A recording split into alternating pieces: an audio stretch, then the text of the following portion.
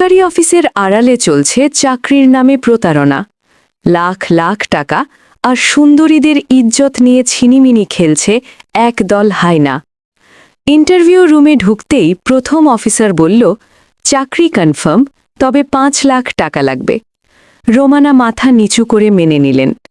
দ্বিতীয় অফিসার রোমানার দিকে লোলুপ দৃষ্টিতে তাকিয়ে বলল, টাকা লাগবে না, যদি এক রাত আমার সাথে কাটাও। অফিসের পেছনের একটি গোপন রুমে রোমানাকে নিয়ে যাওয়া হলো। লোকটা ভাবল সে শিকার ধরেছে, কিন্তু সে জানত না জম সামনে দাঁড়িয়ে।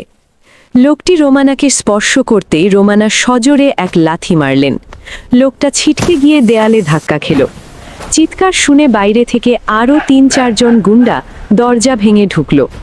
রোমানা একাই লড়াইয়ের জন্য তৈরি হলেন। রোমানা একের পর এক আছাড় আর ঘুষি মেরে সবাইকে কুপোকাত করলেন।